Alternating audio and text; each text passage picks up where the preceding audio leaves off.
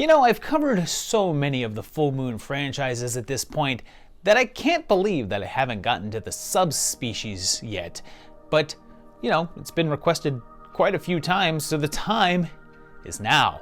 And with the possibility of a new entry coming in the near future, it's time to find out if it fares better than the Puppet Master series.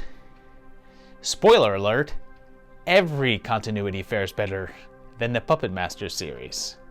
It all kicks off back in 1991 with Subspecies, directed by Ted Nicolau, director of the amazing Terror Vision, and immediately introduces us to the Tall Man, cosplaying as Phil Spector.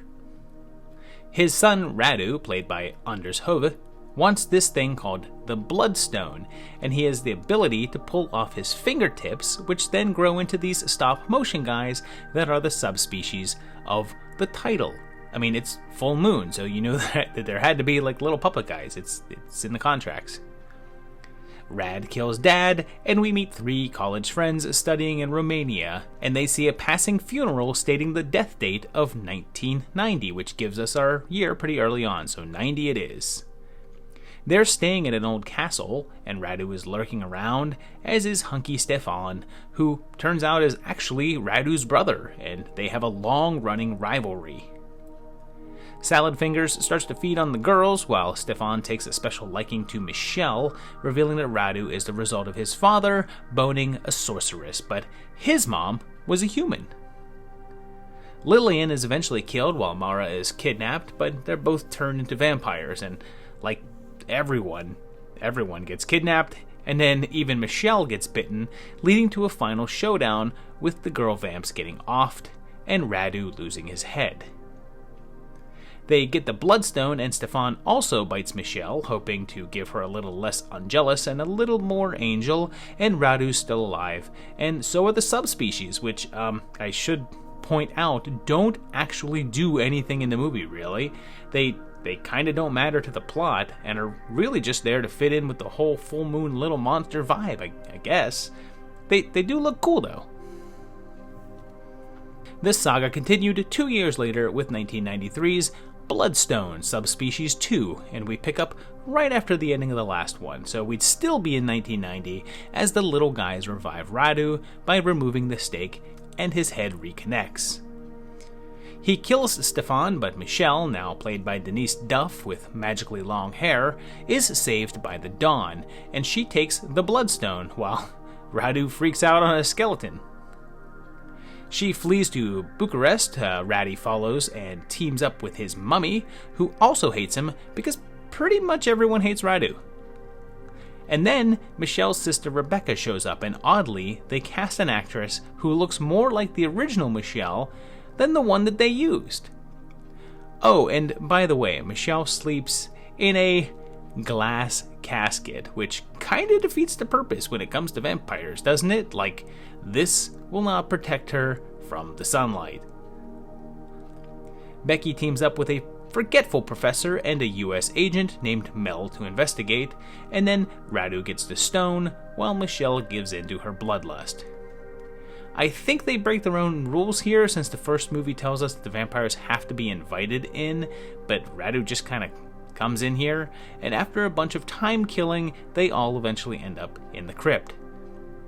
Popescu is killed by a mummy, and Becky is captured and offered to Michelle, but she fights back, burning the mums, and then stakes Radu. Becky escapes, but Mitchie can't because of the sun, and is captured by a burnt-up mummy. And, you know, the little guys, they're just barely in this one. They're in the intro. They do help Radu put himself back together, but then you don't see them again. But I guess they do something?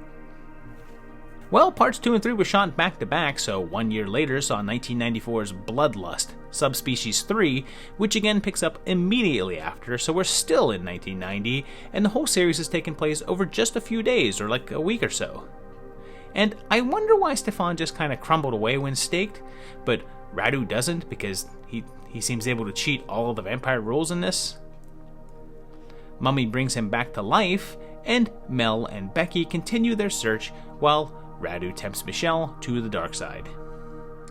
They team up with Police Lieutenant Marin and head back to the castle to try to rescue Michelle, and you know, I can't believe I've gotten this far into this and haven't pointed out that the actress that plays Becky is named Melanie Shatner and is the daughter of Patrick Stewart, or something, I don't know. I should also mention that Mel also played Nick in Friday the 13th Part 7, and the actor hated working with the lead actress Laura Park Lincoln in that one, so that he wrote a follow-up script in which his character killed hers. I love that story. Eventually, everyone gets captured, but Radu is forced to choose between Michelle and Mummy and kills Mums, and then takes out Marin. Using a gun full of silver bullets, Michelle busts a few caps in Radu's ass, like the whole clip or magazine or whatever it's called, but ultimately it takes a good old-fashioned sunshine bath to do him in, combined with being impaled on a tree for good measure. But then, finally, the subspecies of the title show up and, well, don't do anything again. But at least they're in it. This saga continued in 1997 as Nicolau gave us a spin-off film called Vampire Journals, although it's only vaguely connected ultimately. We meet Pouty Zachary, a vampire who kills vampires. I guess he's like a vampire with a soul, but he's no angel. He's on the search for a vampire named Ash, who he refers to as a master vampire, and Ash owns a nightclub, and both vampires become obsessed with a human woman named Sophia. Ash starts to turn her, so Zachary tries to negotiate, and Ash offers up that the vampire that turned him was Radu, which is basically the only link between this and the proper series besides the presence of vampires and the overall feel and atmosphere of the film. Ash is double-crossed by one of his lady friends, so Zachary goes to the club to wipe them all out. He saves Sophia, leading to a showdown in which Ash is killed, like, really, really easily, and Zach and Sophie escape the sun, and there's no date visible in this one, and no context with the previous ones, but we do know it's afterwards, I guess, so we'll just place it in real time and say 1997. 1 year later, we went back to the main series with 1998's Subspecies 4, Bloodstorm, otherwise known as Subspecies The Awakening. It once again starts right at the ending of the last film, and Radu manages to survive being burned and gets the Bloodstone, so we're still set back in 1990. We soon see that our heroes were in a car crash, and Becky and Mel are dead, but Michelle is rescued and taken to Dr. Nicolescu, who figures out that she's a vampire. Radu is restored by the power of the Bloodstone, and he meets up with Ash and Serena from the Vampire Journals, and they're alive again with different hair, which makes sense since this would most likely be a prequel to that film and is set before that. We also discover that Marin wasn't killed in Part 3 and was in fact turned, and there's some betrayal in the vampire ranks as Radu tries to locate Michelle. The Doc is a vampire himself, and Michelle eventually escapes his clutches and is reunited with the Rads. They locate the tomb and go in with stakes, but the Doc is quickly killed. Before Radu can kill Anna, Michelle saves her and they decapitate Radu. Again, that trick never works. They burn him and transport Michelle out in a coffin and keep her out of the sunlight and burn Radu's head on a pike, seemingly for good this time.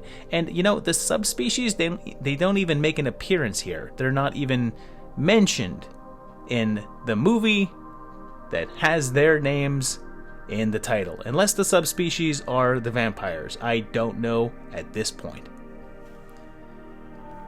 There were also two different comic book series based upon the film franchise, a classic one from the 90s from Eternity Comics, and a more recent version from Action Lab Comics, which is a continuation of the series, which picks up with Michelle after the events of Part 4. And then later this year, it looks like the series is making its grand return as a part of Full Moon's Deadly 10 project and Subspecies 5, Blood Rise, with lots of return appearances. First of all, Ted Nicolau is back, as is Anders Hove and Denise Duff. It should be interesting to see how they're going to do it 20 years later, where the actors shouldn't have aged because they're vampires, and also should be interesting to see if they include the actual subspecies and if they actually do anything. I really hope so to both of those things. So there you have it. It's 5 movies that have a fairly solid continuity. They flow pretty well. I mean, it's rather unusual that the majority of these movies take place over such a short period of time. Each one of them pretty much picks up exactly where the previous one left off, and not a lot of time happens over the span of each of the movies. So I'd say that this whole series, with the exception of Vampire Journals, takes place over the course of like a week? Oh, it's fairly interesting. These movies are, they're okay. I mean, the first one definitely is the best of the bunch. It has some genuine atmosphere. It really captures that whole gothic Transylvania horror thing very, very well. They do some fantastic stuff with the shadows, but some of the sequels just got a little dull. Not a lot interesting or exciting things happened to it. It just felt like very standard vampire fare, and not extremely interesting vampire fare. One of the most interesting things about it was the whole subspecies gimmick, which obviously is not really used outside of the first movie, and even in the first movie it's barely used. But it's completely ignored in some of the later ones. I really hope that they bring those guys back in the 5th one, which we'll see pretty shortly. If you're a fan of the Subspecies movie, let me know down below. Let me know your comments on this video, your thoughts on it.